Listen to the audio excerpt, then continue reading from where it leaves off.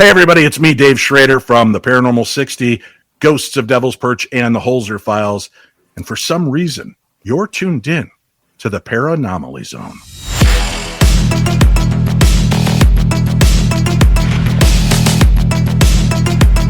A ghostly apparition in the dark at night.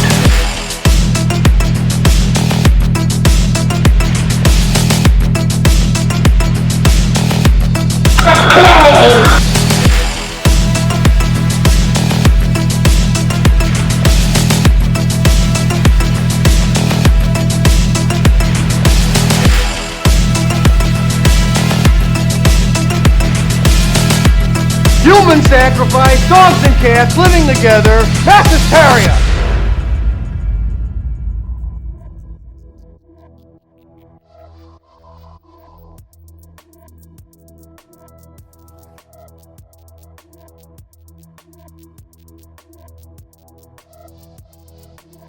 So, Mike, I have a question for you. Okay, I will try to answer it the best of my ability. Okay, it's a deep one.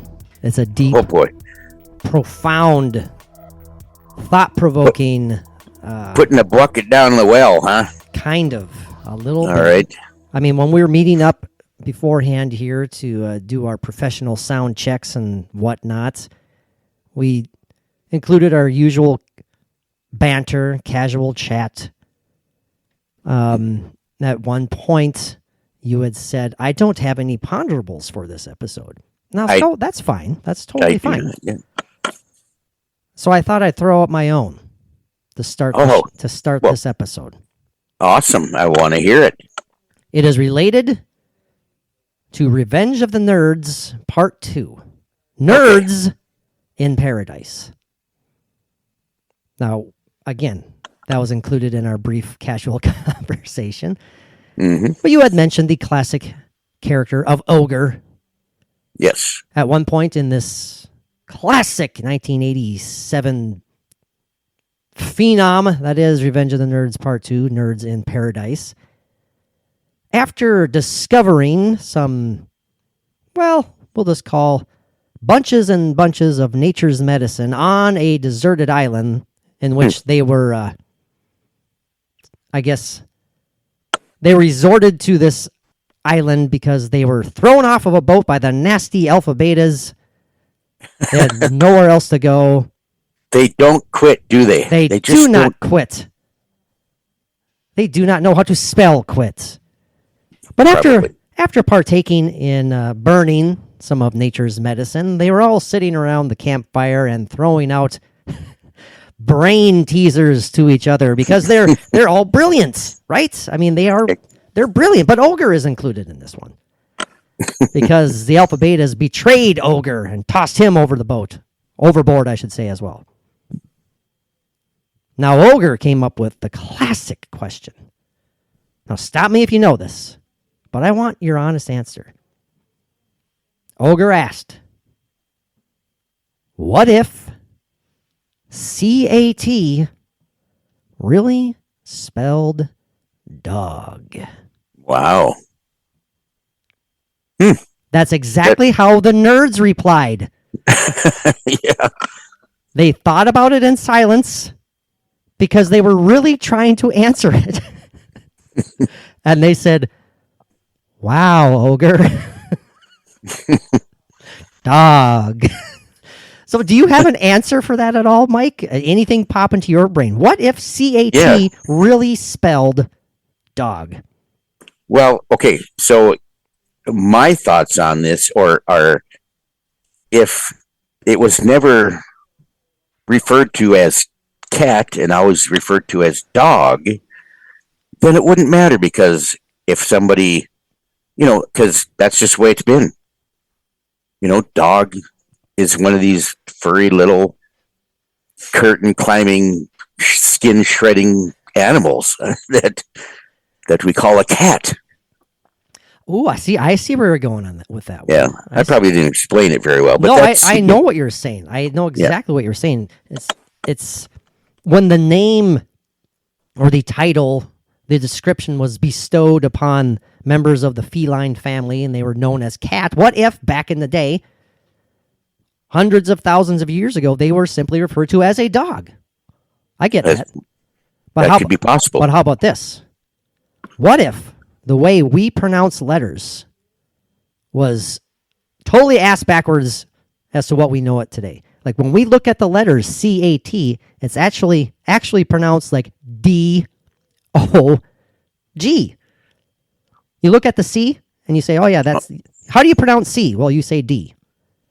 Okay, so from how many generations back or since the beginning of time in this, that includes this type of thing. Yeah, I'm telling you, it's a mind bender, isn't it? It's just we would have grown up the same. Only the teaching from our first life or whatever would have to be totally different right from the beginning, and we would learn the alphabet that way. So for a moment, I thought you were going to say our teaching from the great ogre. Oh well, that as well. I mean, that guy, he's philosophical, if you know what I'm saying. Yeah. Classic movie. So, if you haven't seen it, go check it out. Yes, the late great Donald Gibb. He is not dead. Yes, he is. Donald Gibb is not dead. Okay. Well, scratch that part then. And he's not related to the Bee Gees either. So exactly. Yeah. So, the alive and kicking Donald Gibb. Although I have heard rumors that he did try out for the Bee Gees. But I could be totally wrong on that one. Okay. Well, that's all right.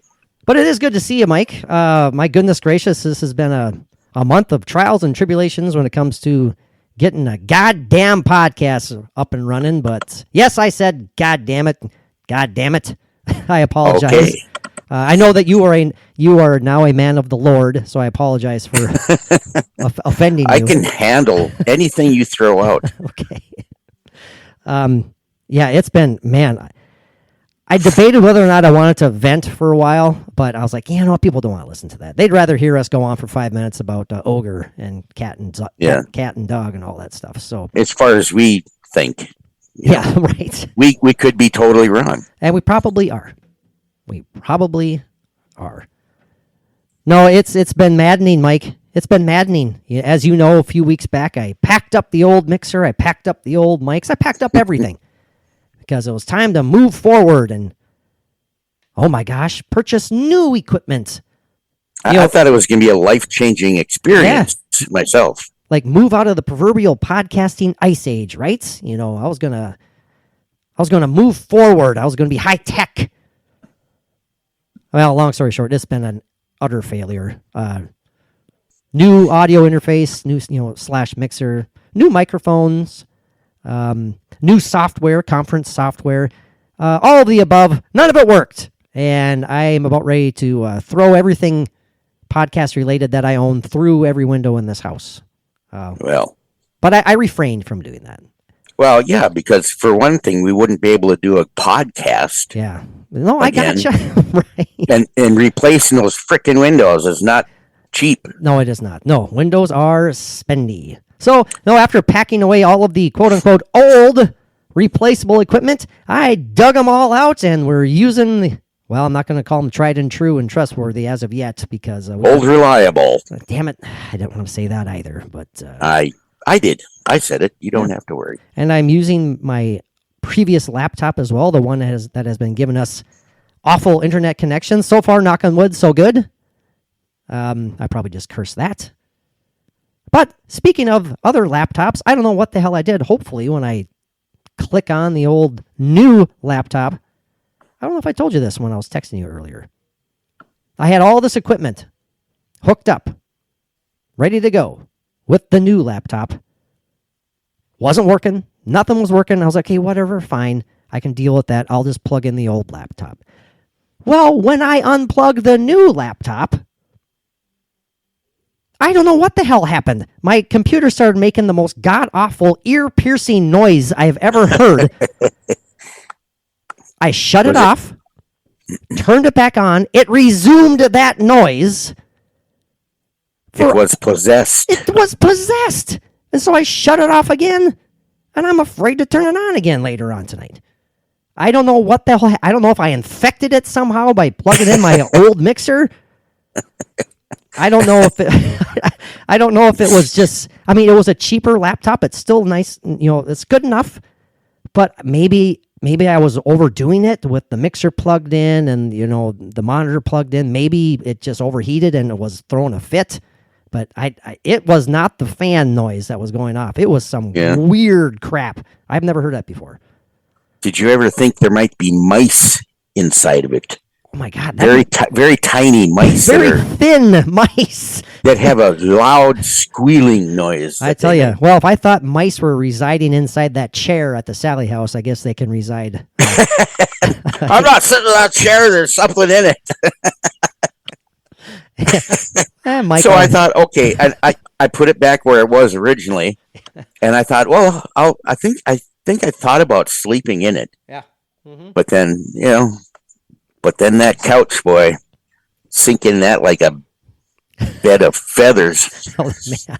Yeah, I was pretty impressed that you were able to get off of that couch, actually. So it was, that was. I did sit on it briefly when I did that deprivation session myself. Yeah, it was comfy. It was a comfy old couch. Yeah, and it was old. It was definitely retro. Oh, definitely retro, and I know I'm repeating myself, but it was so comfy that Mike's snoring. Speaking about damaging windows, my God, those things were rattling because of Mr. Mike's powerful nasal passages. It was Well, I did that more when I was fat. Now I've lost a lot of weight, so I don't snore so much anymore. I don't snore so much. And Mary just laughed. Yeah. So, thanks, Mary. Okay.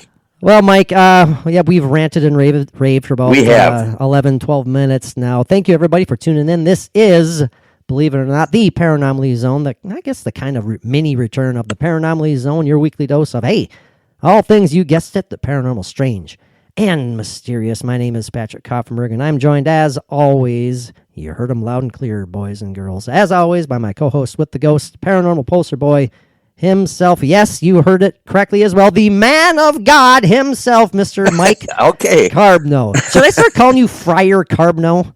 I think you're starting to giving me a hard time. I shall not be persecuted for my beliefs.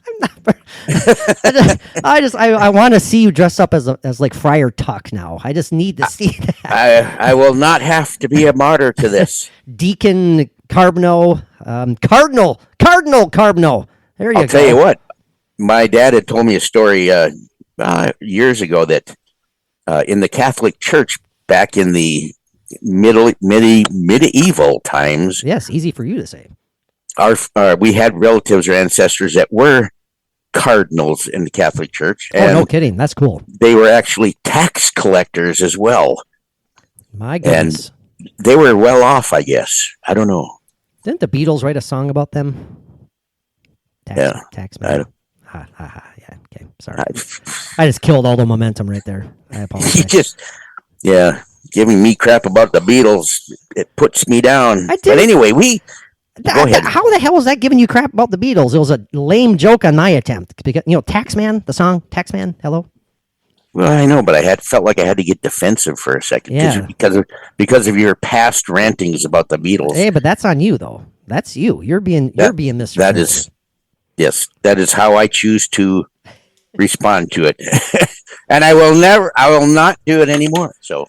Well, Mike, we do have a cool episode lined up. Hopefully, we got some great content for our Ghost Gab segment and Moments of the Macabre. We got some, definite grisly, ghostly moments of the macabre. It's going to be a good discussion for sure. The macabre.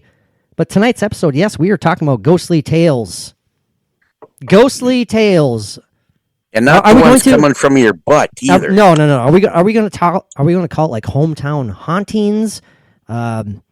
Minnesota. I'll think of the title eventually. But yeah, we're talking about haunted Minnesota. Essentially, I mean, we are very, very personally close to Minnesota. Oh, I love Minnesota. I'm a lifelong resident. Obviously, Mike has lived here. He lives very nearby in the wonderful metropolis known as Enderlin, North Dakota. The metropolis. But we got some pretty cool ghostly tales for sure. Talk about sound in Minnesota. I just said for sure. For For sure. sure. Yeah, for sure. Don't you know? Oh, man. But it's going to be a good one. I'm looking forward to it. I'm already having a good time. Yeah. You're babbling. All right. Well, What I good have time. to. You know why? Because I feel like I'm out of practice. I mean, it's been forever.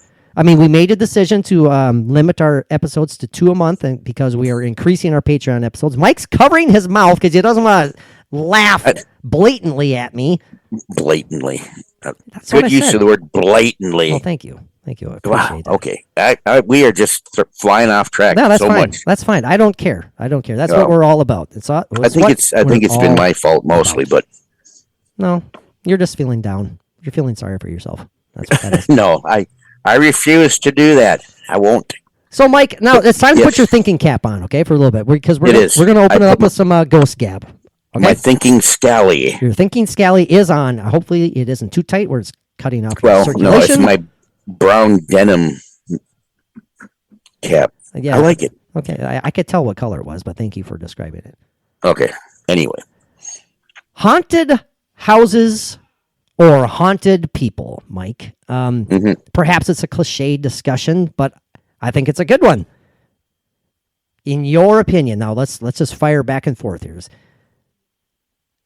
Haunted houses more prevalent, I should say, over haunted people? Do you think a haunted house depends on the people in the house? Are the people themselves the haunted objects? Or is it the house? I mean, I'm looking forward to talking about this because I know we have a lot of thoughts. But what's the first thing that pops into your brain when you think about haunted houses versus haunted people? I say if the first thing that popped into my mind when you were listing those off was all of the above. Yeah, I kind of figured you would. Well, elaborate. You know. Elaborate a little bit. Let's talk about this. I'm Okay. intrigued by Okay. your all of the above statement. Yeah, give us each one individually, and we'll break it down. Who's us? Is there other people there that I'm talking to besides you? Oh, it only takes two to be an us. Yeah, but you made it sound like break it Oh, down good for Lord. us. Why are you getting us off track again, Patrick? You know, I'm Again. about ready to call you a dick. So get I'm- back on track. I'm out of practice. Okay, so Okay. I'm a little gabby. Gabby. But I think I've got you ahead by about 5. Maybe. Going different directions to your one here. So Maybe. So anyway, yes. So do it. Okay, Mike. There's a haunted house. Okay, I'm setting up. Yes. I'm setting up a scene for you. There's a family of 4 who live in that house. They start experiencing paranormal activity, stuff that is unexplainable. Do you think the percentage is higher that it is the family themselves that is causing this paranormal activity in some way, shape, or form, or have they walked into an already, I guess, paranormally ordained abode?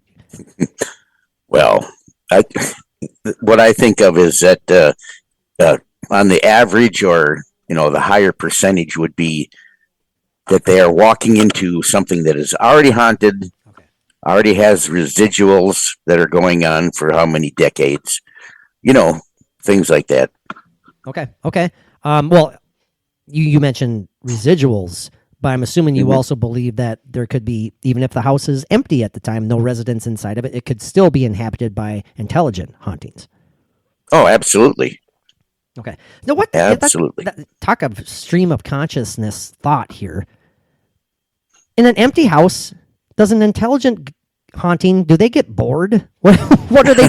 What are they doing? There's no one to interact with. I mean, or are they simply doing their thing in whatever realm they are in?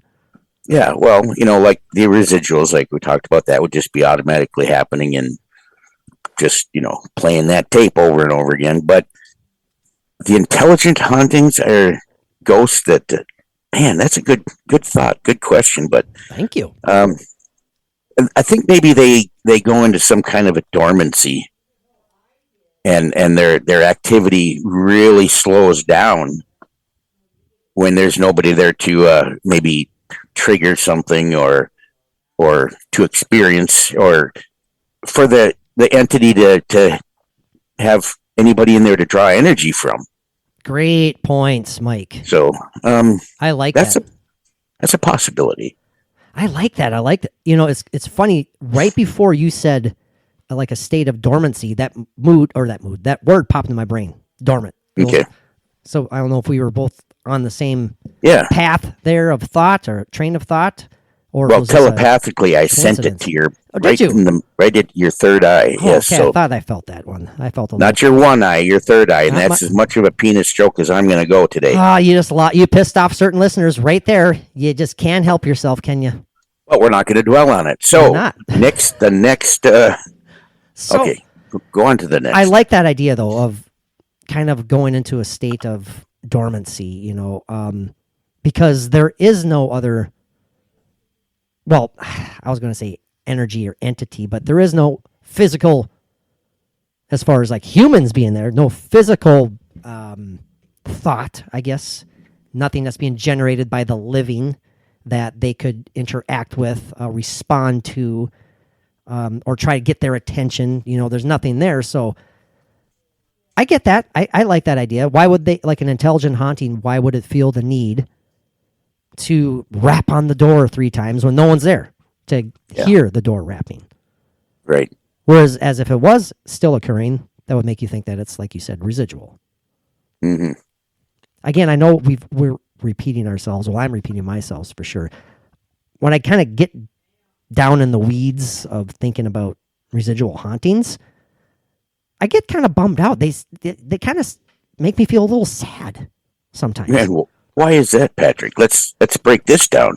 Well, we get it. They're not necessarily powered by an intelligence. Not necessarily. Mhm.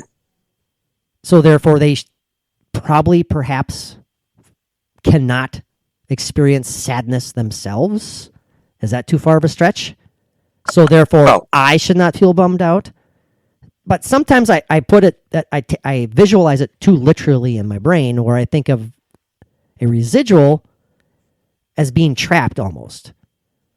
But if it was trapped, that would make you think of it being more so of an intelligent ghost that cannot escape. Mm-hmm. Am I going off on a pointless tangent here? You kind of get what I'm saying. I kind of do, yeah. Okay, thank you for saying kinda. For Yeah. kinda. I couldn't go any further past kinda. No, yeah, well, I don't blame you. Yeah.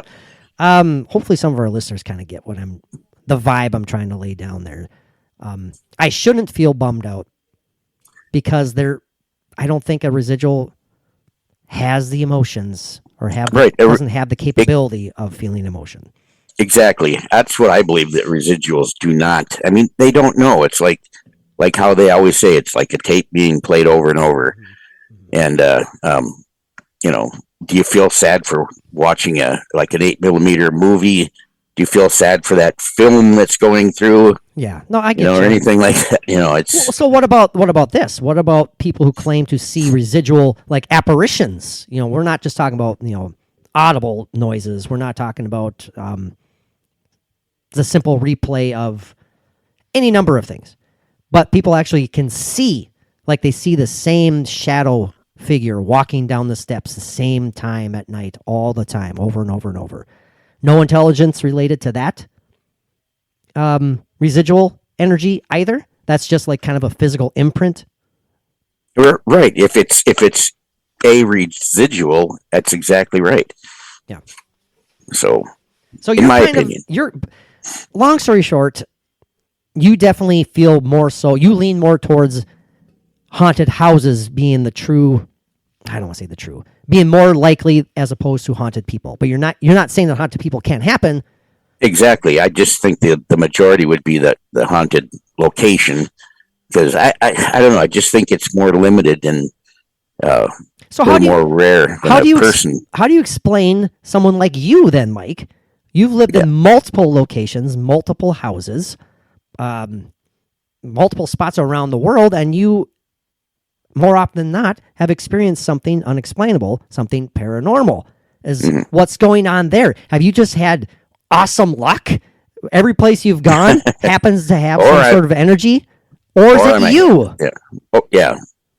Or is it that I just have to have a good story from everywhere I've lived? Which is not true, because you know that when I've talked about all of my happenings, it's pure honest. So what can you say, though? How can you answer that? I put you right on the spot on that one. Are you yourself a haunted person? Not in the negative connotation of the word haunted. But Right. I'm saying, I know exactly what you mean, yeah. is the paranormal attracted to you no matter where you go? Well, I think there can be, there's people that get, attachments, things like that might stay with you wherever you go. But I don't feel that that's what was going on with me. Maybe there's one that I'll say, but I'm not sure. But otherwise, I don't know. It's hard to describe. Give me another way to answer that. Like, give me another part of the question. Give you another part of the question. Let me see. Yes. So you want me to rephrase the question? Yeah, a little bit. In other words, you want me to stall so you can regain your train of thought. No, that's. I'm trying to do it as tactfully as I can, but it's not working one iota. I sit here dumbfounded. And I'm looking at you to see if I can have any support from just a look of pity on me or something. It's all good. No, it's awesome. I could tell that you needed a little assistance there, and I'm here to help. That wasn't a little assistance. You ratted me right the hell out. Man. Well, let's see here. So I have to replay it in my head here. I asked you, how would you describe your experiences? Would you call yourself a haunted person, or are you just ridiculously lucky? And you kind of said, but then you started off, you said, well, some people may have paranormal attachments, and you said that, but there was like one experience, and then that's kind of when everything kind of started falling apart. Falling apart. Yeah, where you started experiencing yammering things a bit. No. When you started, your train of thought went off the track. Oh, okay. Yeah, gotcha. See, I'm confused still. Okay, but anyway, moving on. I was going to give you an answer. Good. Me, like I was saying, I think there might be one attachment, but I'm not sure. Like I said, but otherwise, I think it's me being sensitive enough to see these things, and other people around me or family. Maybe they weren't as sensitive, but they did experience some things, but they didn't actually see the girl that I did. So sensitivity maybe is something that I can pick up on different places, or, lucky, like you said, to be able to be in these places and experiencing the things that I did.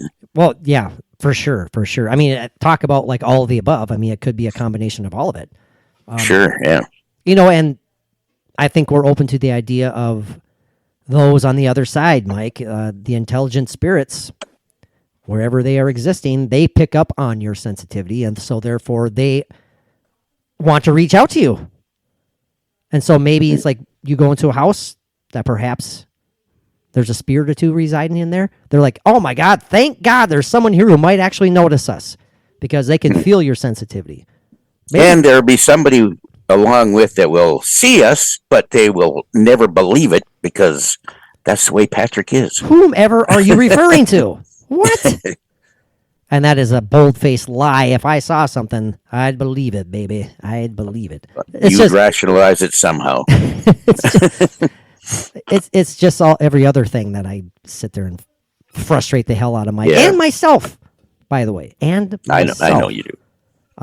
Yeah, it's kind of a conundrum when you're a believer and you potentially experience stuff yourself, but then your dumb brain sits there and tries to convince you that you didn't. So that's why we talk about stuff like that on a podcast. That's why we've been doing that for over a decade now. Can you believe that? I still get blown away by how long we've been doing this. Yeah. But it's pretty awesome. Mike, pretty awesome. before we take our first time traveling excursion here and we dive into our Minnesota hauntings, hometown hauntings, whatever the hell we're going to call it here, some ghostly tales that are going to be pretty cool, I think. I wanted to throw this idea out to you on air production meeting. We used to get, and for whatever reason, things have changed.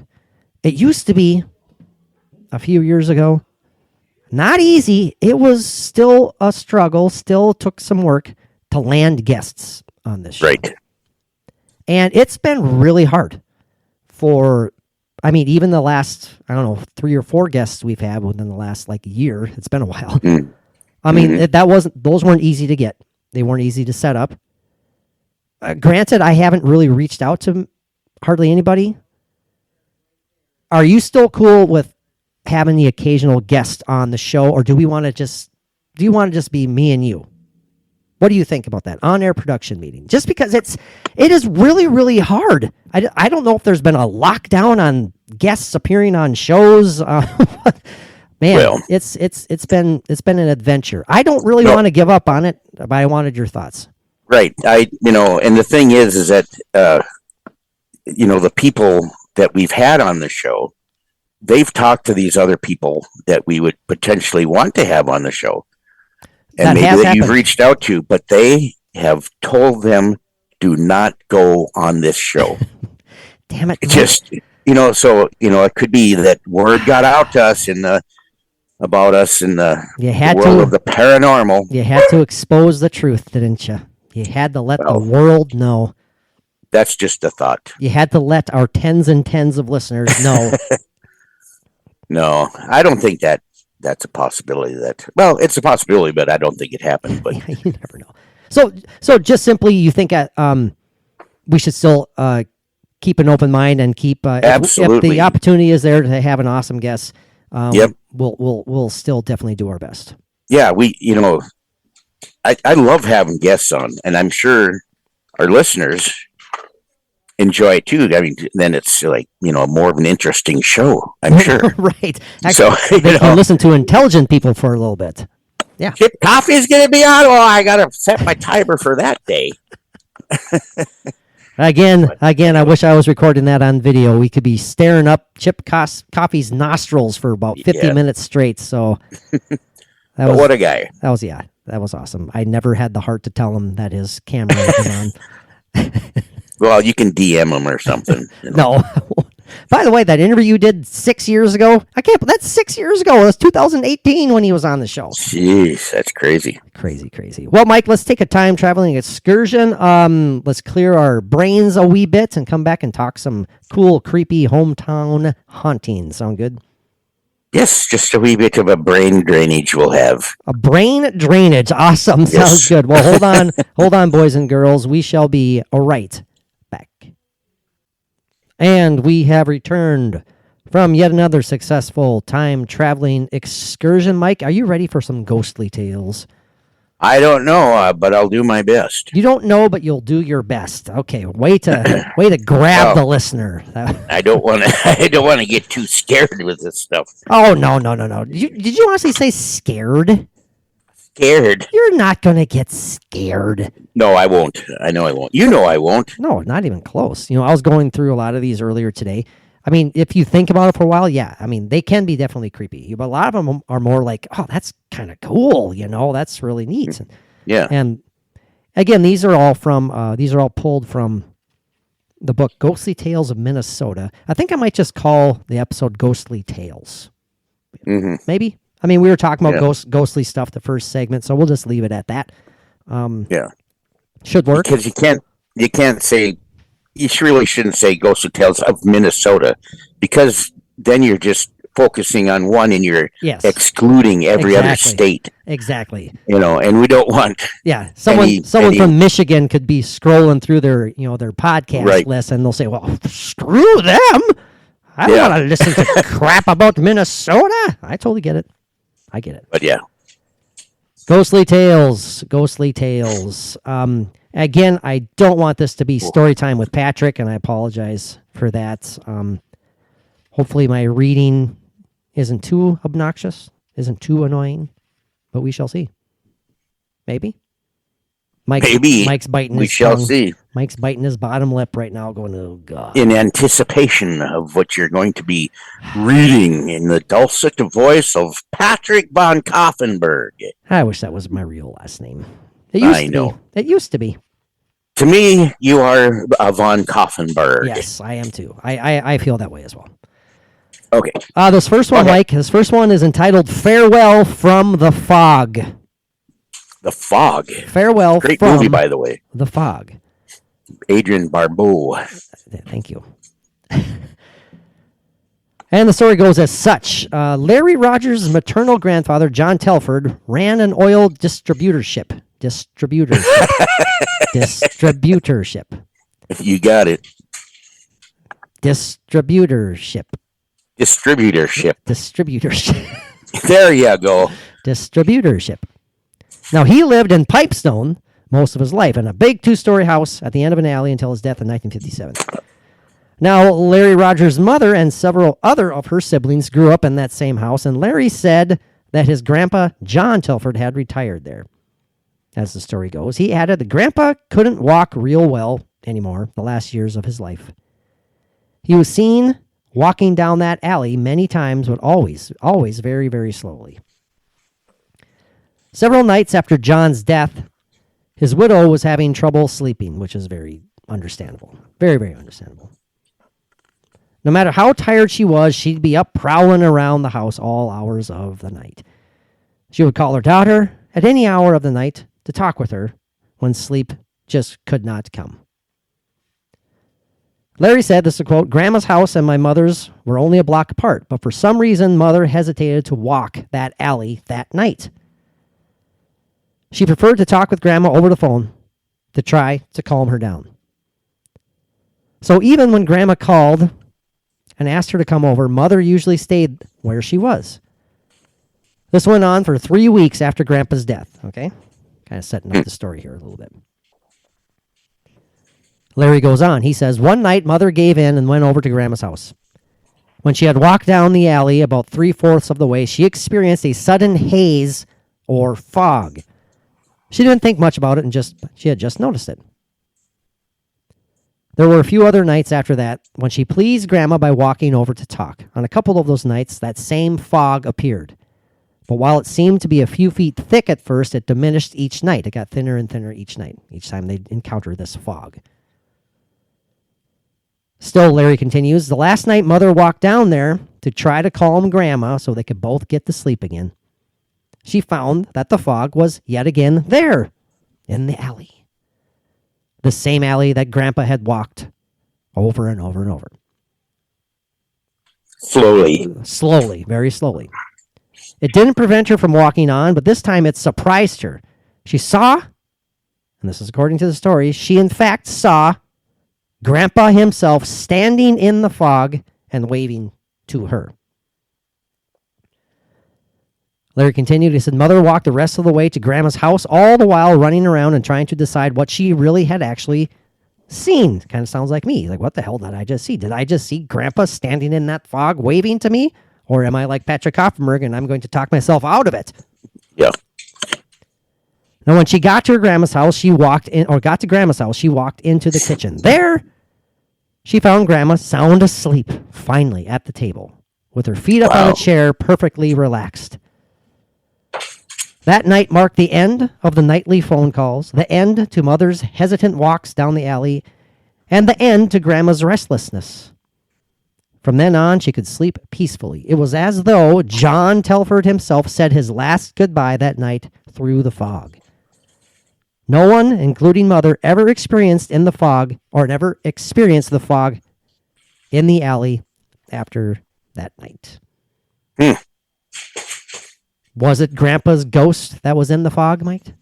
Of course it was. Think so? He had that final thing that he needed to do before passing through the light. Well, helping them because they were restless and they couldn't sleep. They were miserable. That's right. Yeah. So he reached beyond the grave to help them and to give a proper goodbye. Now, like I said, that wasn't creepy by any means, but I think a lot of No. these are like, they're just kind of cool tales, you know? Yeah, very. Do you think that fog itself was paranormal in nature, Mike? Was that helping Grandpa conjure himself, or was the fog always him? You know what I mean? It could be. Because they didn't see him up until that very last night when they saw his image. Mm-hmm. Otherwise, it had just been fog. Well, the fog definitely had something to do with it. I think it was part of the paranormal package of this story. I think, and maybe this fog was actually not fog at all, but an opening portal from the other side or another dimension where the old man can come through. I like that.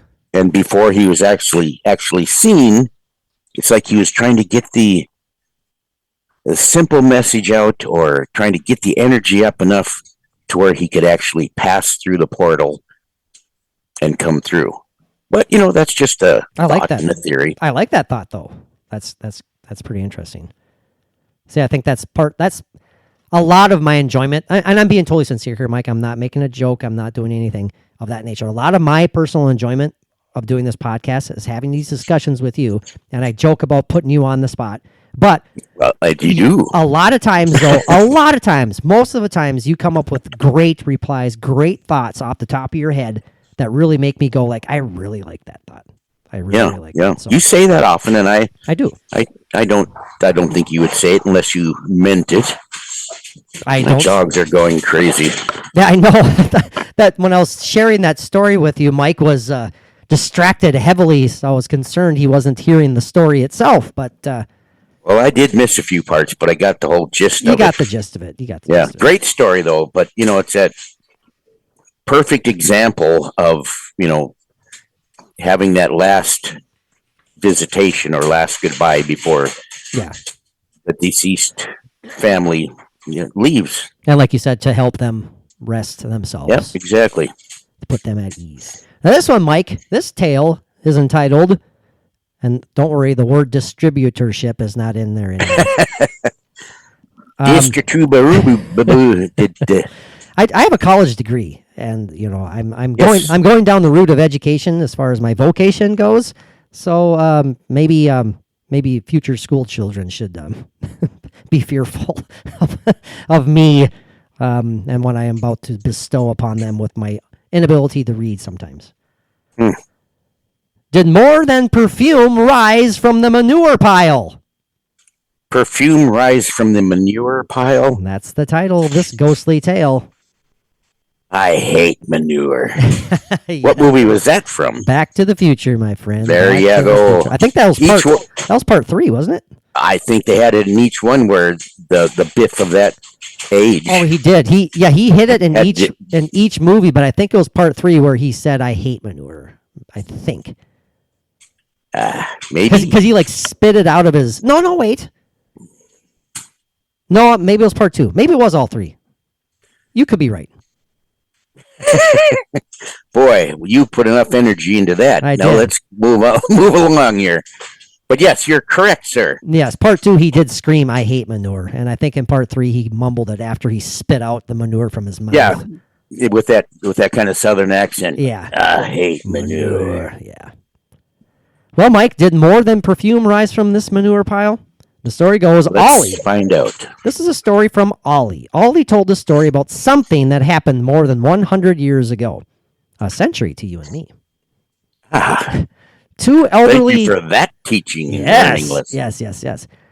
Two elderly bachelors had lived on a farm southwest of Worthington. That's in Minnesota, everybody. About 11 miles from the Minnesota-Iowa border. I owe you $10. Others in the neighborhood of the farm knew that one day when the two were out pitching manure, they had a disagreement over something. It led to a big fight, a very bad fight. So bad, they say, that one of the bachelors killed the other and buried him right next to the manure pile. That's bad to begin with. That's bringing up bad mojo right off the bat. That's kind of insult to injury, too. Oh, absolutely. Or insult to death. Man. Now, for nearly 4 decades after the incident, no matter who lived on the farm, people would see the quote-unquote dead man walking across the yard, just as plain as day. Ollie's own family lived on that farm years down the road. These are Ollie's words. When I was 16, me and my 2 younger sisters came home once at midnight. When we got into the yard, I said, "There's that man walking across the yard again." I ran into the house. This might be a little extreme reaction, but I ran into the house and got my 12-gauge shotgun, came out and shot that man at close range. The visitor simply vanished. Now, Ollie went on to get married. Years later, he often told this story. No matter how many times Ollie shared the story with his wife, Nellie, she never seemed to believe it had actually really happened. But in 1990, when Ollie told it all to a friend, Nellie finally spoke up. She said it had to be a ghost. If it had been a real man, he would have been blown to bits. Yeah, and he would have been charged with murder. Exactly. Sheesh. Instead, he just totally disappeared. Now, getting back to Ollie and his reaction. Yeah. Well, first thing I want to know is why these kids at this age were out that late. I know. Naughty. That's ridiculous. But anyway, 16 years old, and he reacts by grabbing a 12 gauge and running up to this person and trying to blow him away. Well, who knows? Okay. To each his own, I guess. Ollie then said, "I never saw the ghost after that, but a few years after we were married, Nellie was bathing the youngsters in the dining room part of the house. We had a tub we could put in there, and it was a little warmer and more private than in the kitchen. I remember it was winter when this happened because it was getting dark fairly early." Now he goes on, he says, "While the kids splashed around in the tub, Nellie looked out the window toward the other house on our property. She saw a man go across the yard and up to the tenant house. But she thought nothing of it. She simply thought it was a man who was walking across the yard to get to the other tenant house that was on their lot, I should say." Did you catch that, Mike? I know you were yelling ferociously. I was yelling at the dog. Sorry, repeat that. Well, Nellie, while they were bathing the kids, she says that later on, one night, years down the road, she was looking out the window and looking out the window toward the other house that was on their lot. And she said she saw a man go across her yard and up to the tenant house and enter that house, the tenant house, another house that's on their yard.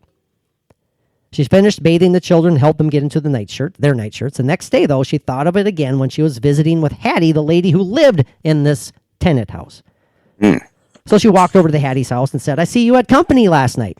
Of course, Hattie, without hesitation, simply replied, "No one stopped by last night." But to this day, Nellie is sure she saw a man not only walk across her yard, but go into that tenant house. Was it a ghost of the man who was buried beside the manure pile, Mike? That's very possible. The same one that the guy tried to kill with a 12-gauge shotgun? Yeah. Yeah. I mean, chances are that's who it would have been. I mean. Oh, right. Yeah. Right. I mean, it's kind of interesting. This one, Mike, is entitled "A Prophetic, Not Pathetic, a Prophetic Passenger." Okay. That's a lot of P's. I'm sorry if I'm popping my P's, everybody. The prosthesis passenger. Yes. Posterity. Posthumous. What you said.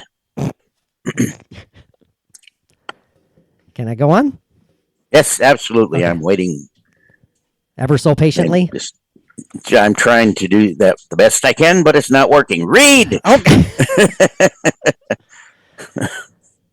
Oh, this is another person. No, this is Nettie. This isn't Ellie. This is about a gal involved named Nettie.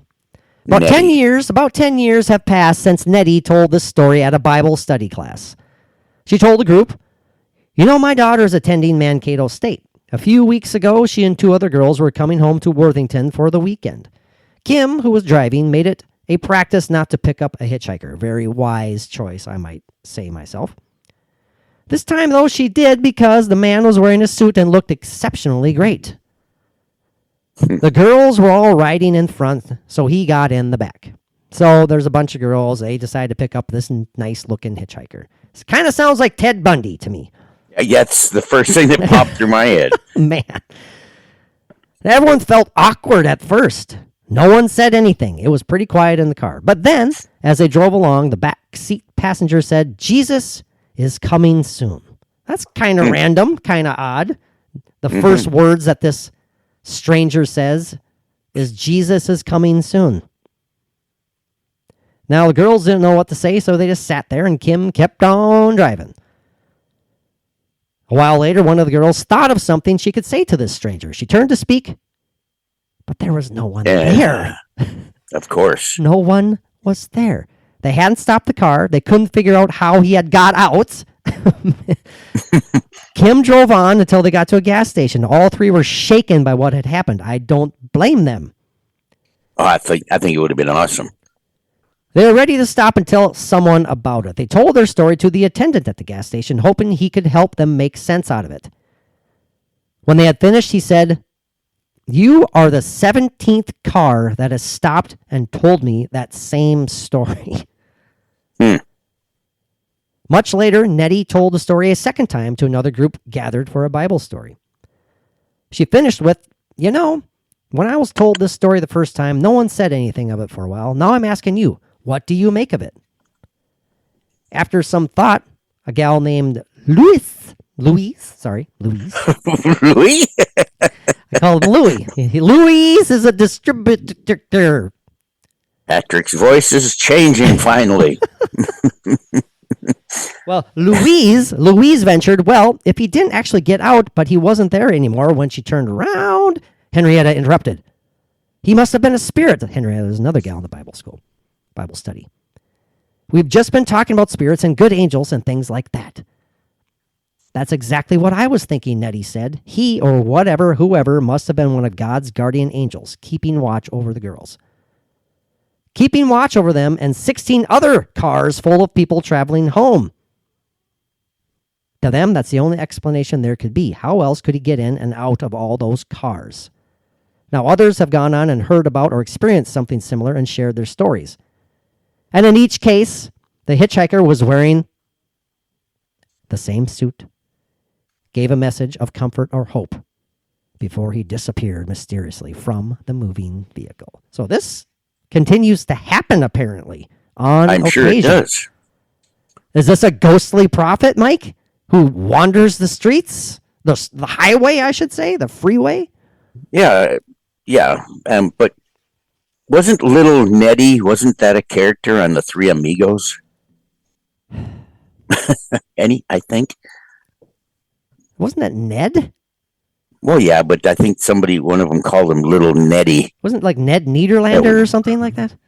Yeah. Is that Martin Short's part? That was Martin Short. It was Ned Niederlander or something. Yes. Like something similar. I don't know. No, I'll just say no. Anyway, the ghost story is awesome. I love that story. I do too. I think the spirit or the ghost or angel or whatever you want to call it, it's probably the suit that he was buried in, some kind of thing. Yeah. But he has a mission still, or maybe he was sent as a mission for a mission, kind of like Highway to Heaven, but just a lot smaller messages. Did I tell you? You know what I mean? Did I happen to tell you about that ghost story that I heard from the late great Telly Savalas of all people? No. Who loves you, baby? Good old Telly Savalas. If you don't know that name, just look it up and you'll immediately recognize the guy, even if you were a youngster, probably. Well, maybe you won't. I don't know. Kojak always had a lollipop in his mouth, a little sucker, like with the little dum-dums or whatever. I remember him as the psycho maggot in The Dirty Dozen. I remember that's like an awesome one. He was a hell of an actor. But very, very briefly, I saw, it was from a 1980s or 1990s television program about paranormal activity, and he was one of the guests who was talking about stuff he had experienced. I'll be as brief as possible, but he experienced something similar. His car ran out of gas, He was picked up by a stranger who was kind enough to take him to a gas station and filled up his tank, brought him back, and Telly asked for his name and his number so he could call him and pay him back when he had a chance. He got his name, got his number. The very next day, he called the number and the name, and he asked for this gentleman. And the woman who answered immediately got angry and said, "Who are you? This is cruel. That was my husband. He passed away 5 years ago." Mm-hmm. I mean, that's kind of, and describing the physical appearance was like a perfect match. I mean, it wasn't someone who was impersonating this guy. It was kind of crazy, kind of neat. I love hearing stories like that. Yeah, it's like, guardian angel type stuff, that there's always somebody there watching over you or whatever. But also these two stories, when you hear them, especially, when you hear, like they're being read to you, it just, to me, I got such a strong feeling of, there's all these, everywhere in the country, each state has their legends and their scary stories that they tell at the campfire at night, or stuff like that. So could that be something like that, like a lot like the Resurrection Mary story? That's kind of the same thing. But Man, did they happen, or are they just like kind of embellished fairy over tales? Embellished over the generations, over the decades, right? Maybe. But I like to believe that they're legit. So I would hope so. That saw the man in the suit. I'm sorry. What was that, Mike? You said something about the man in the suit. We had our first internet connection problem. So I saw that. Yeah, there's so many people that describe that had seen them. But are these people around, or is it somebody that's telling a tale of all of these cars? And I see. It's it could be something like that, or obviously it could be real legit, and still happening to this day. Real legit paranormal experience. Yeah, I would like to believe that. No, same here. Absolutely. Well, this one, Mike. Filling them. Yeah, sorry. Of course, we can't have a night without internet connection. So, are you back? Are you there? I'm here. Okay, good. This tale is simply titled "A Warm Spot." Now, we hear about people explaining their ghostly experiences, and they talk about oftentimes feeling a cold spot. No, we're still. What? Hello, Mike. Hello. We're sorry, everybody. Hello, I know. lady. Things have been going too well. When we get into the ghostly stuff, of course, the connection starts. Just read fast between internet interruptions. All right. Now, this is called the warm spot. As I mentioned, this tale is called the warm spot, I should say. Instead of experiencing your paranormal cold spots, this human experience odd warm spots. Now, it's no surprise to those who have read books about ghosts that cold spots are believed to be the spot where the spirit enters or leaves. Now, Holly and her husband believe they had a ghost. Neither of them ever saw it, but they felt that where it had stood, unlike others, it left a warm place. This happened at least 6 times, 6 times a week. 6 or several times. I'm sorry, I'm being distracted because Mike and I are just totally freezing up over and over, so it's just lovely. Are you there, my friend? I am here now. Did you hear any of what I read? Bits and pieces. Okay. Well, this couple thinks their house is haunted because they keep finding warm spots, unexplained warm spots. Warm places, I should say. Now, Holly described their home as an old 2-story house south of Atwater. Their upstairs bedroom had linoleum on the floor. They go on to say that's probably why we could feel the difference in temperatures so easily. The room had only a small water heater, so the linoleum floor was always cold. One night, Holly continued, as I got ready for bed, I felt a warm place beneath my bare feet. I moved around it to check it out.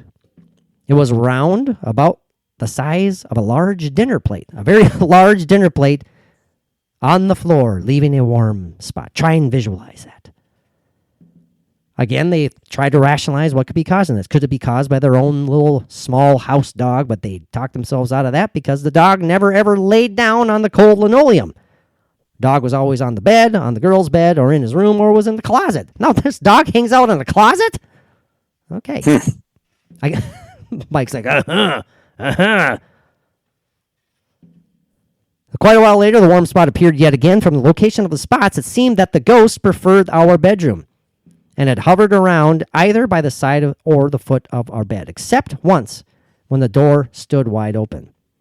Then the warm spot was behind the open door. These inexplicable warm spots on their floor, Mike, it was moving around. Mm-hmm. They tried to check it out. They tried to rationalize. They crouched down, tried to feel the spot with their bare hands. It never worked. They could only feel it with their bare feet. It was always a very different, warm, round area, always the same size. She asked her husband Lee if he had just been standing there, but of course he hadn't. Second time they felt it, we were worried about a fire. But there was no short in the wiring below the floor. We wondered if there was actually an animal's nest between the floor and the ceiling. And they were actually feeling the animal's body heat. Never heard anything, though. And later, when they tore the old house down to rebuild a new one, the original wiring was just fine and no signs of any nests. When they reflected on it, both Holly and Lee realized they had felt the warm spots only in the evenings. Now they live in a new home with carpeted floors and ceiling heat, but they haven't felt any warm spots. However, one unexplainable thing does happen in the new house. They'll be sitting in the dining room when all of a sudden Lee's guitar will twang on its own in the middle of the living room, and only in the evenings. So they're wondering that apparently Mike likes the word twang. It got a little bit of twang. But they're wondering if now, since the new house has carpet, and the entity or the spirit, the ghost, can't kind of signify its presence by leaving these warm spots on the carpeted floor, now it's starting to twang on Lee's guitar. What do you think about that, Mike? Maybe. Got a little bit of twang. I knew that's all he was going to say. I knew that's all you were going to say. Well, you know me. It's the first thing that popped into my head. Well, Mike, I don't know. Are they related? You know, the twanging guitar, or it sounds like two separate things altogether. But they happened. You know, now that the carpet was laid in the new house, they don't notice the cold spots, and since that happened, now all of a sudden his guitar's being twanged. So it makes you wonder: is that like, going, dang it, how am I going to get these guys' attention now? Oh, I'll twang his guitar. Well, yeah, and using what's available. Yeah, you know, most easily available. Hey, you just said easiestly. So there you go. Hey, you know me and making up words. Well, Mike, time for a time-traveling excursion, and it couldn't come at a better time because our connection is god-awful right now. So, god-awful. We shall return. I have a couple other brief tales, and then we're going to talk about some moments of the macabre, some potential ghost deaths or deaths caused by ghosts. So hang in there, boys and girls. We shall return. Mike, don't go anywhere, okay? I'll send you another invite, and we'll wrap up this rip-roaring episode. How's that sound? Okay, sounds good. All right, hold on, boys and girls. We shall be right back. And we have returned again from yet another successful time-traveling excursion. Mike, let's end this on a high note, hopefully, huh? Maybe? A high note. A high note. Got another tale or two for you before we wrap it up with moments of the macabre. Sound good? This hasn't been very macabre, though. It's been just kind of pleasant stories. Yeah, I know, but I have the moments of the macabre lined up. Remember? Oh, that's right. We aren't doing the macabre yet. No, we aren't in the macabre. Yeah. Ghost Gab. We're not doing Ghost Gab right now. No, we did Ghost Gab the first segment of the show. Where is Mike right now? Are you in your own? I'm in some kind of a delusional state. Your own mental abode. I know where we're at, and I know where we're going. So keep going. Okay. I'm trying I'm trying to refrain from saying carry on. My wayward son. Well, thanks. There you go. You just did it. This tale, Mike, is referred to as the Hanged Man. Hanged man. Starts off as such. Guilty. That one little word sealed John Moshik's fate. He had been accused of shooting another man in the back, murdering him during a robbery that netted Moshik a watch and $14. Oh, my word. The facts of the case were indisputable. His trial in Minneapolis City Hall's chapel courtroom proved it. But Moshik hoped his plea of inherited insanity, Oh, yeah. might allow him to escape death. It did not. Moshik's verdict meant the end of his life at 3:35 a.m. on March 18th, 1898. Moshik was hanged in the attic level of City Hall's South Tower. Now, why do they do that at 3:35 in the morning? I mean, are they on that weird of a schedule? Is that just to add insult to injury? I mean, I guess I don't know what's going on there. But. I don't know. They probably do it when there's not a lot of people Well, there around. You go. That's true. That's probably a wise decision, yeah. And it's the paranormal hour, in that time frame. Well. That's very I'm sure they didn't think of that before doing it, but it just makes it a more interesting story. It does. It does. Now, unfortunately, it was a very gruesome scene as Moshik's death was not quick. His hanging was botched. The convicted murderer hung, squirming and writhing at the end of the noose, his arms and legs bound for more than 3 minutes. Wow. Before death finally came. I bet he was flopping around like when you first put a worm on a hook. Yes. I don't know. The Moshik worm. Yes. Yeah, the Moshik worm. Now, almost immediately thereafter, rumors began to swirl. Many believed the torture that Moshik endured unleashed his spirit upon City Hall. Perhaps there is some truth behind this gossip. From custodians to visitors to lawyers and even judges, nearly everyone who entered the castle-like building seemed affected by paranormal phenomena. Claims such as, "I was chased by eerie footsteps," and "I saw a ghost" were heard countless times over the next several decades. The chapel courtroom gained such a haunted reputation that during a 1950s renovation project, it was removed from the plans. However, that didn't deter City Hall's specter in the least, the Moshik specter. The South Tower, where John Moshik had been executed, became known for its ghostly sightings and for the inexplicable sounds of flushing toilets. The mayor's adjacent office was also a prime target of the hanged man's ghost. Time and again, the artwork inside was rearranged. Not just taken down, but actually shuffled to different spots. And again, if that wasn't enough, there were the all-too-common fifth-floor occurrences. Most heavily concentrated near the stairwell, the lock stairwell that led to the South Tower. One inmate declared, "I'm telling you, I saw it."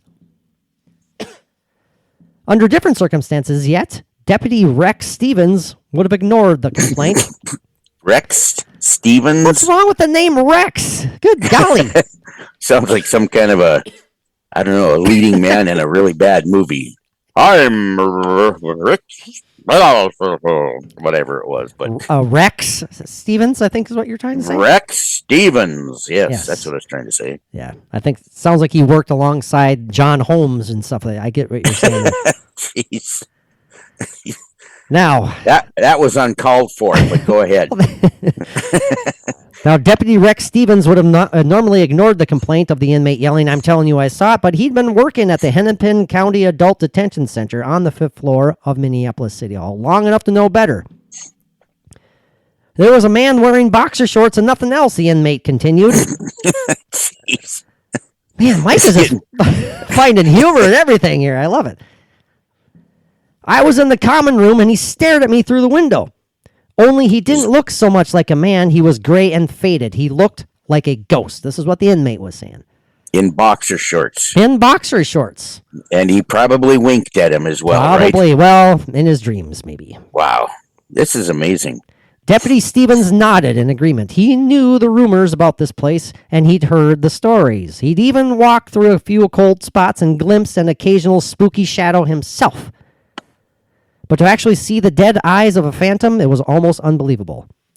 Almost. The problem was that Deputy Stevens had already heard this account 5 different times from 5 different inmates. And whenever that many sources told the same tale, believable or otherwise, well, guess what? It's worth checking out. But how does one investigate such a thing, Mike? The video monitors were a first logical step. They yielded no visual evidence. Did that disprove the ghost stories? Not to Deputy Stevens' satisfaction. Of course, as he admitted to himself, ghostly tales weren't generally the sort of thing one proved or disproved. Yeah, we know that all too well. Very. People either believed them or they didn't. Strangely, though, while the deputy considered himself something of a skeptic, he couldn't bring himself to categorize the spirit of John Moshik as nonsense. His instincts told him something supernatural was indeed happening, and his instincts proved to be right. As Deputy Stevens hurried down the corridor, he walked through a spot so cold that it caused him to stop and shiver. He spun on his heels, turning back toward the temperature anomaly. For the briefest of instants, he saw a gray, faded man wearing nothing more than boxer shorts. Where does the boxer shorts thing come in? That's just that makes it very bizarre. Was the guy hung in nothing but boxer shorts? I wonder. Did boxer shorts exist in 1898?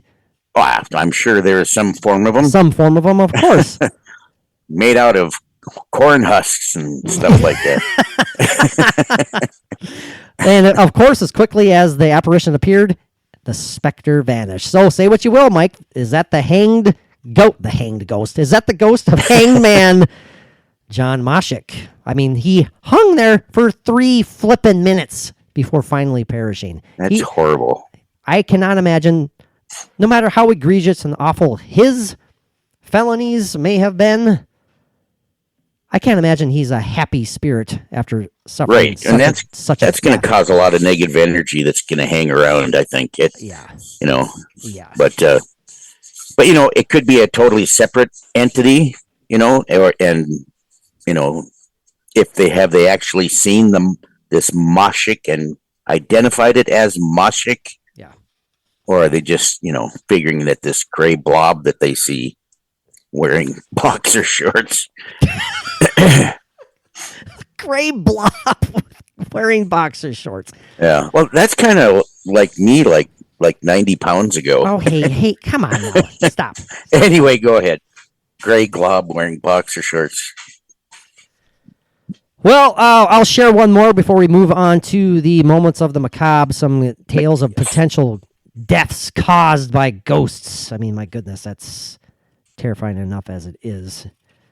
I mean, ghosts can be terrifying enough as it is, but to perhaps cause someone's death? Ooh. I don't know, man.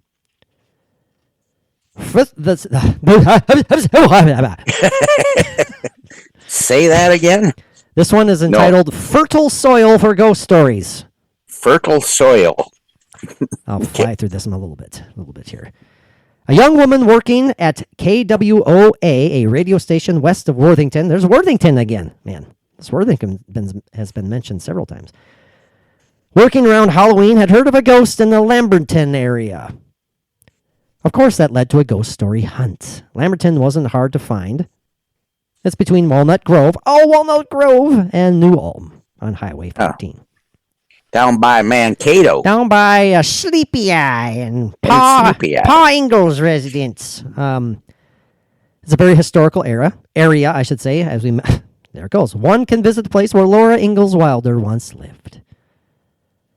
There's also the McCone Sod House, a reconstructed pioneer home of the 1880s. I mean, so it's a historical little area. There's also the Lower Sioux Indian Reservation and related sites near Redwood Falls. I'm sorry, Mike, you were saying? I was just saying it reminds me of when you and I were out at Bonanzaville in Fargo, North Dakota. I would love to go. By the way, I did see that your friend Audrey Farrell and her ghost hunting group has been granted some overnight investigation time at Bonanzaville, I guess. Really? Yeah, I saw that she posted that. That would be so great to go with them on a hunt. I would love to have access to that After hours. Absolutely. Damn. We still need to have her on the show, by the way. Hey, yeah, speaking of guests, there you go. Yes. The story told around Lamberton has to do with a grave on top of a hill just outside of the town. It is said that a young girl of about 12 years old was buried alive in that grave on the hill, and that her ghost has been seen since then. If she was buried alive, one can conclude that her spirit is not at peace. Yeah, no shite. Some folks, Scheisse. Some folks claim to have seen her wandering alone on the hill at night. Others say that they have heard her moan and whimper as she hovers around her grave. There seems to be some agreement as to the spirit being that of a young girl, although some say she hovers and others say she can only be heard and never seen.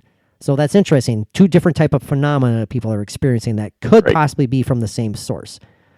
Exactly. Some see the hovering energy. Some just simply hear, audible. I say audible. They hear it. The moans, the whimpers, the sighs, the cries. Oh, I don't like it. Yes. Now, another Lamberton area story revolves around 3 American Indian women who were buried on a hill on land that had been farmed over for years. Those who pass over that spot as they work the soil think about the 3 women and wonder if their spirits roam there. The 3 maidens, as they have become to be known as a familiar symbol and sight in the American Indian culture, especially in legends of nearby Pipestone. So it's some food for thought there. Something to ponder. There was also once a city of Sanborn Cemetery. So it was no surprise that the tales abound. There was a time when all the graves were moved to the new Sanborn City Cemetery. Oh, God, moving all those graves, man. Yeah. You're asking for trouble. Absolutely. You only move the headstones. That's what I was thinking that too, yeah. Skeletons coming up from the... Oh, man. It would nasty. So, while all the graves were moved, but for some reason, one marker was left behind. That marker, roughly 3 feet high and 2 feet wide and made of iron... Really? ...was close to the line that separated these 2 farms. After being shifted from one side of the fence to the other in the regular routine of farming near it, it was finally placed on the exact fence line.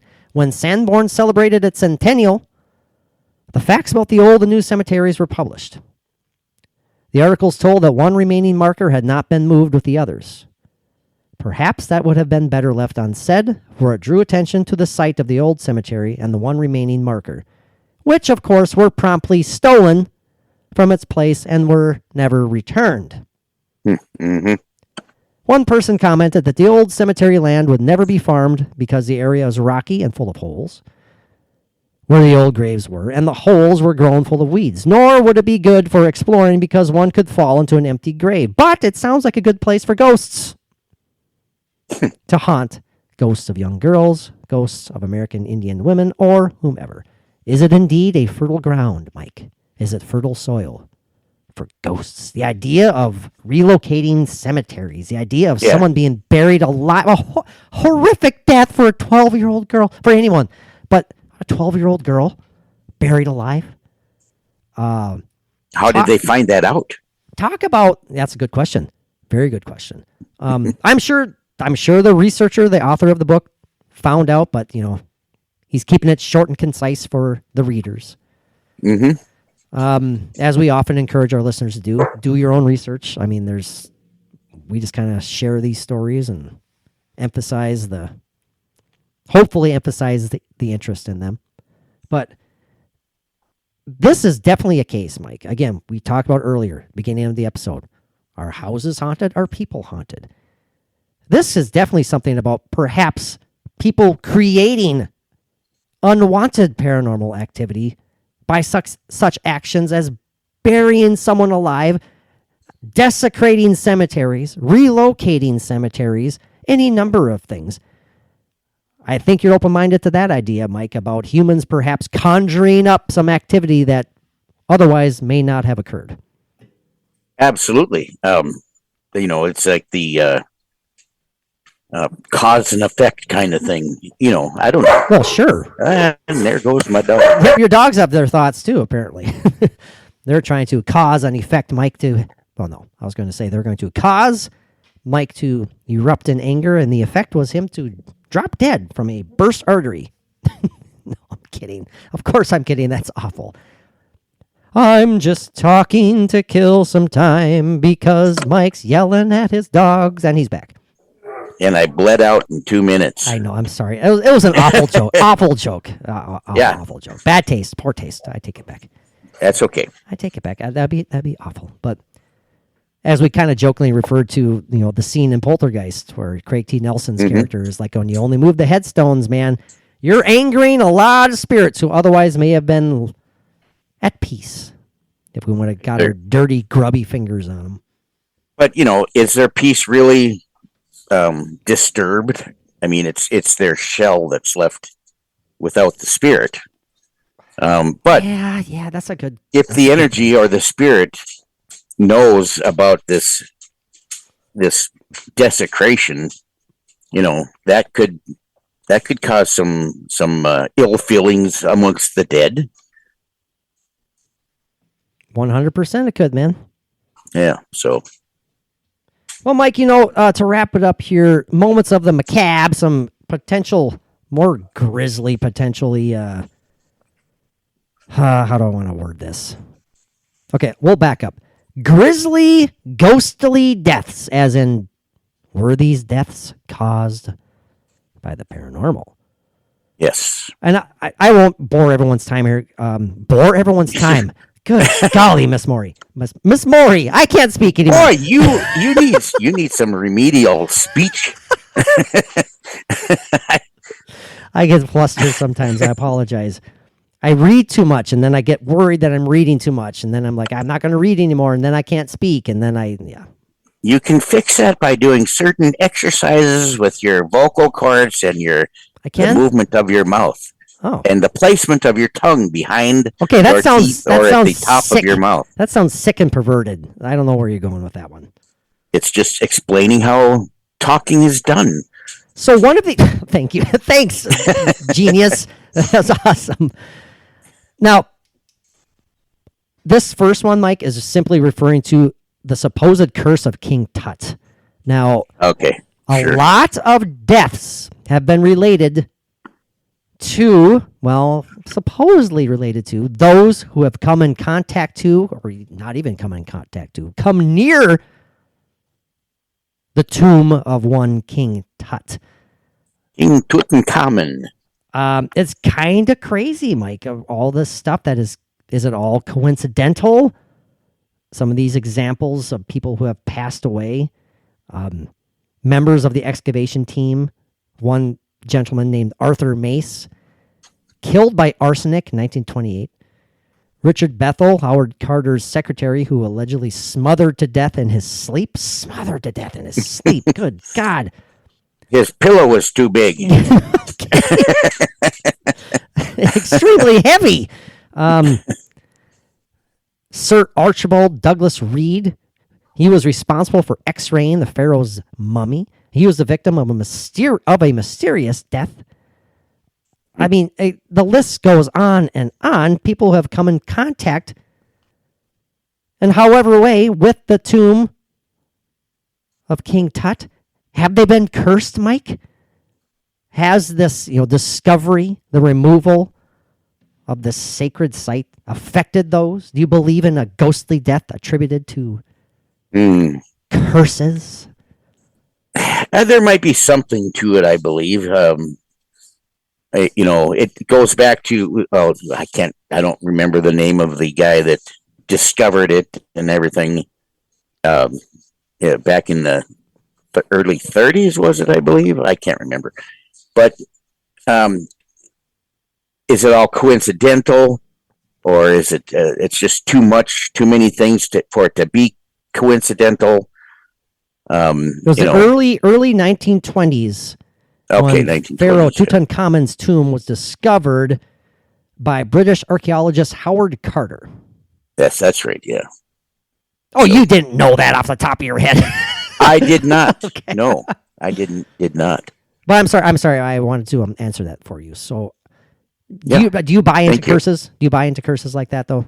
Not so much. Not so much. Okay. I think of things like that where people are convinced that they're cursed or that there's a curse, or and it gets built up in their mind and causes them problems.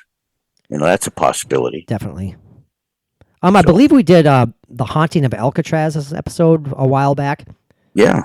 I might be repeating myself here, but this is an example of the supposed Alcatraz's whole ghost.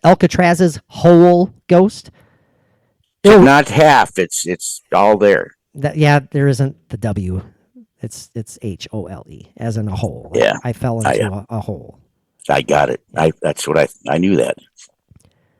Now, during the 1940s, there were many reports of a ghostly man wearing late 19th century prison garb patrolling the hole. And we all know what the hole is in prison terms. Okay, it's solitary confinement. Yes. Sometimes in the most atrocious conditions. It's a dungeon-like existence. However, this apparition may have been responsible for a suspicious death of a fellow prisoner. It goes on to say that shortly after being locked in the hole, this inmate began screaming that there were somebody with glowing eyes trapped in the hole with him. The guards simply ignored him as he screamed long into the night before an eerie silence fell. The next day, the guards discovered that the convict had been strangled to death. Oh. The handprints on his throat, livid and fresh. Some simply say that one of the guards finally snapped and took the ultimate step to shut the man up. Shut up! However, a thorough investigation into this possibility turned up no evidence. So it makes one wonder, did a 19th century prisoner who wandered the jail's corridors commit the crime from beyond the grave? Or did he strangle himself to death? Was he going insane and he somehow strangled himself? Is that physically possible? Can you do that? Oh, man. Would your instincts allow you to do that? That's what I would wonder, and it could come down to instincts unless your instinctive desire to live. Yes, that survival. Yeah.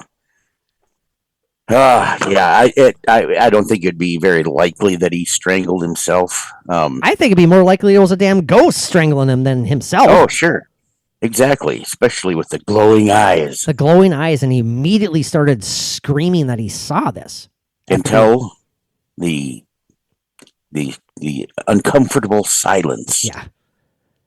And again, this is 1940s. Just because no evidence popped up doesn't mean that the guards were all in cahoots and then said, like, Bob, can you go shut this guy up, please? Okay, Bob. And he got. Oh, they probably drew straws and everything. Right. That's.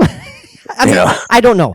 I think it's creepy as hell. I'm not saying it wasn't paranormal in nature for sure. It definitely could be a potential macabre moment of a paranormal grisly death. Ugh. Well, at the very least, it's a very mysterious story. Very 100%. Very intriguing. I mean, it's even just the thought of it being a possibility is cool. It's all good. Yeah. Now this one, Mike, is known as. This story is called the Thai Widow Ghost. The Thai Widow Ghost. 2013, villagers living in Tambon Ta Sawang. I was going to say Sawang, but I knew you'd probably laugh. See, I did anyway, so you might as well just said it. But anyway, go ahead. I'm just going to call it TTS.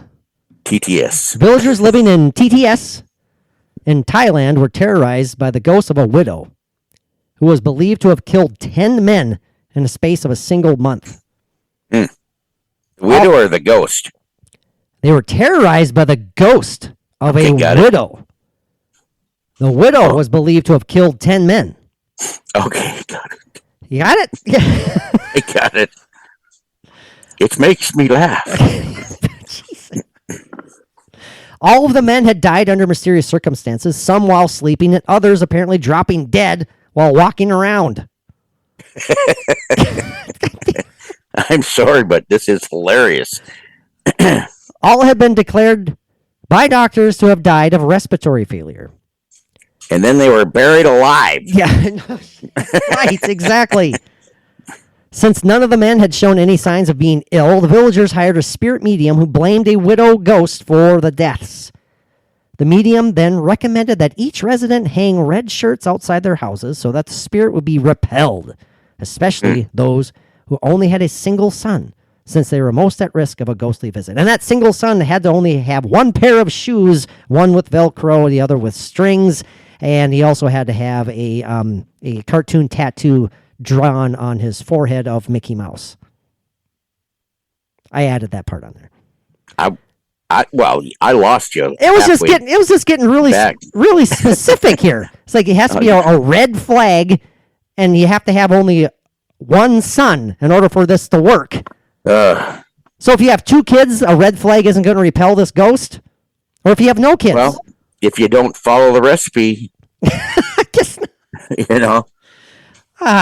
Sorry. Well, it makes a difference if you don't put the 2 eggs instead of 1 in. That's a good point, Mike. A very good point. So, yeah.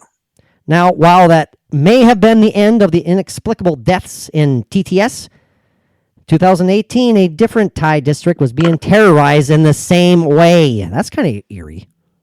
5 years after the fact, when it stopped happening here, all of a sudden mysterious deaths occurred in a nearby village in the same manner. Now, is this some very skilled serial killer out there?